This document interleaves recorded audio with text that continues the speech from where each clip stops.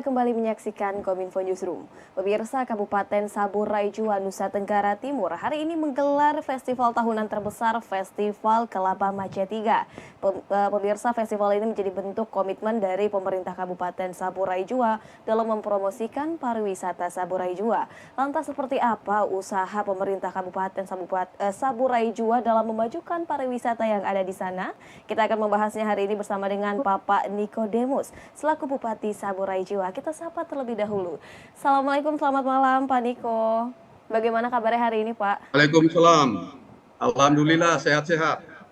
Sehat selalu ya Pak Niko. Pak Niko, berbicara mengenai pariwisata, Saburai Jua ini memang sebentar lagi akan memiliki bandar udara komersil begitu Pak, yang nantinya penerbangan ke Saburai Jua ini akan lebih banyak lagi. Lantas apa persiapan yang dilakukan oleh pemerintah kabupaten dalam menyiapkan infrastruktur untuk menyambut pembangunan adanya bandara komersil tersebut Pak Niko? Baik, terima kasih Bu Bilkis. Persiapan-persiapan kita tentunya harus bermula dari administrasi.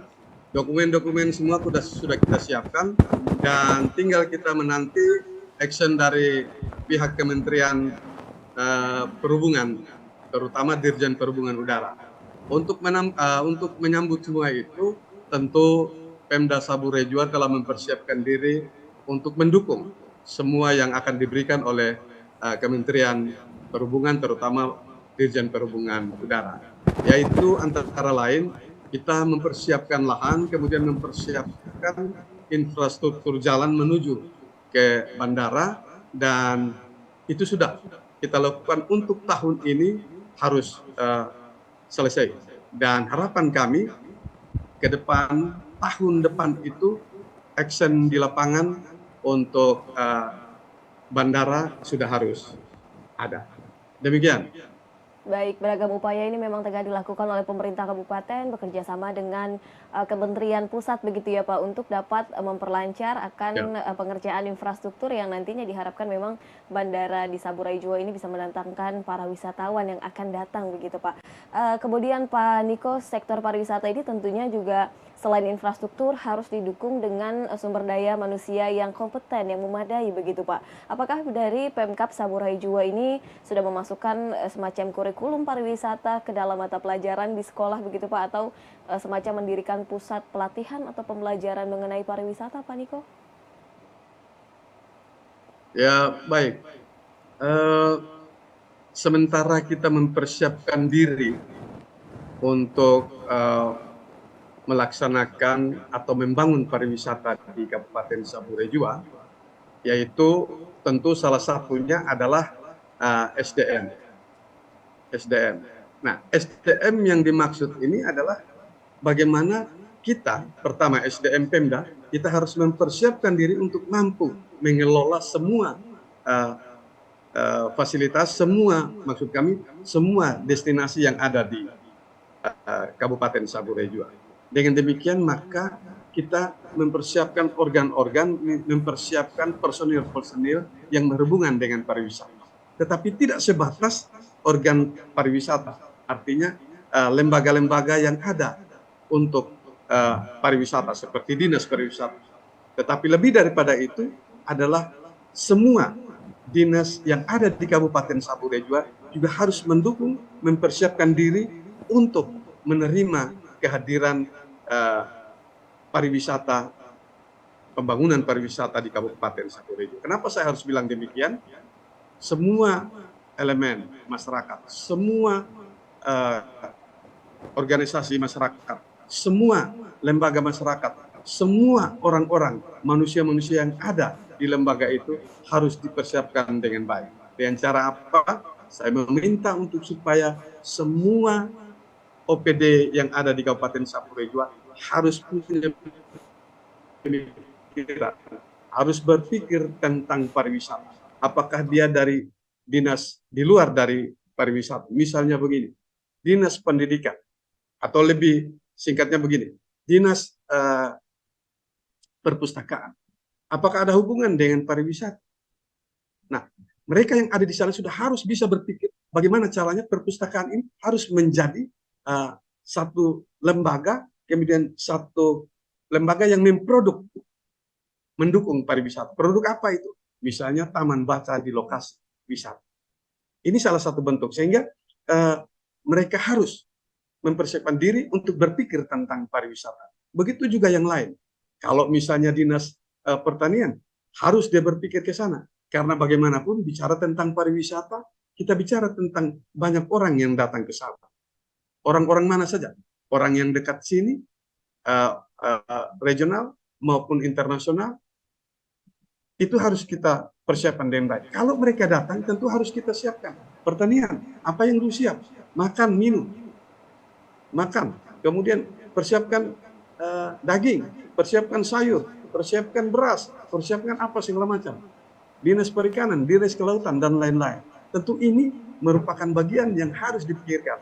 Nah, oleh karena itu, manusia-manusia, personil-personil SDM yang ada di Sabure juga harus memiliki pemikiran yang arahnya ke pembangunan pariwisata.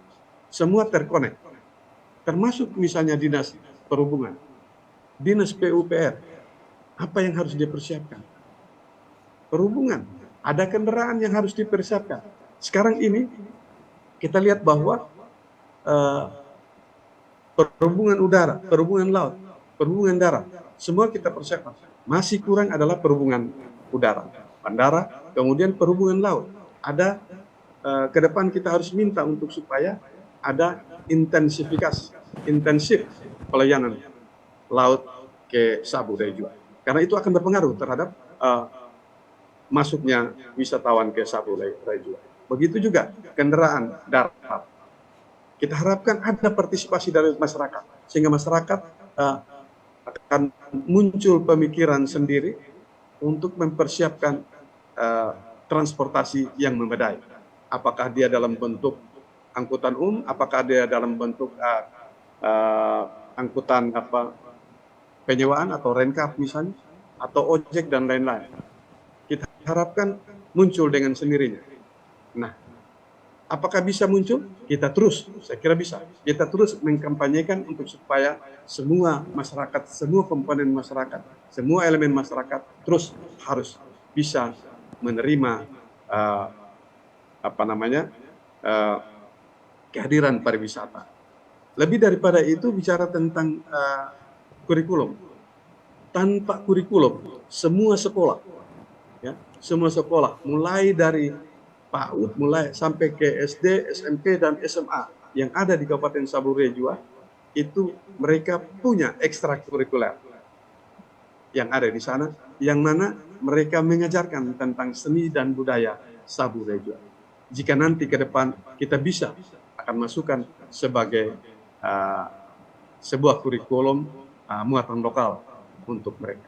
Kalau bahasa, saya pikir setiap saat, setiap hari mereka berbahasa Indonesia dan juga berbahasa daerah, bahasa Sabi. Demikian, Bu Bilkis. Baik, jadi dapat dikatakan mau sebagus apapun pariwisata jika tidak ada sumber daya manusia yang dapat mampu mengelola, menjaga begitu ya Pak, ini tidak akan pariwisata ini bisa dapat terjaga begitu. Lantas memang pemerintah Kabupaten Saburai Jua ini terus mempersiapkan bahwa sumber daya manusia yang ada di sana tuh mampu untuk bisa mematangkan dan juga memajukan pariwisata yang ada di Saburai Jua.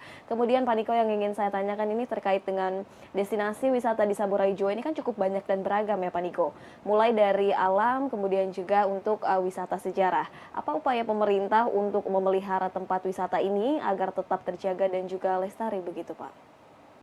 Ya, untuk menjaga itu saya pikir kami Pemda Sabure Jua punya kewajiban.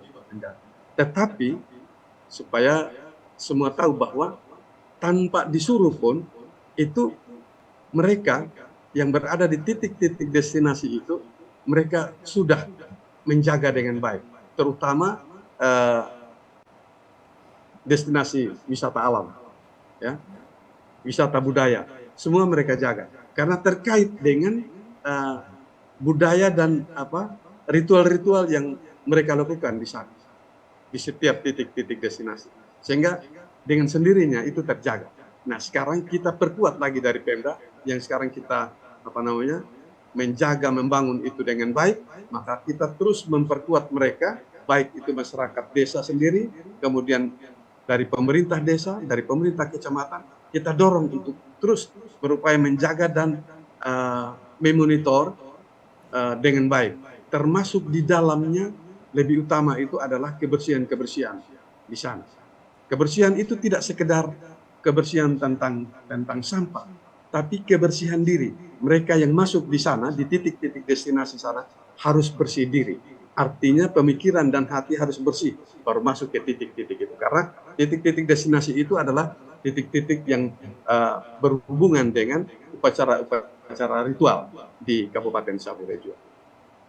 Baik, dengan cara menjaga kebersihan ini juga bisa menjadi salah satu upaya untuk menjaga pariwisata yang ada di Saburai Jua sendiri, begitu ya Pak Niko.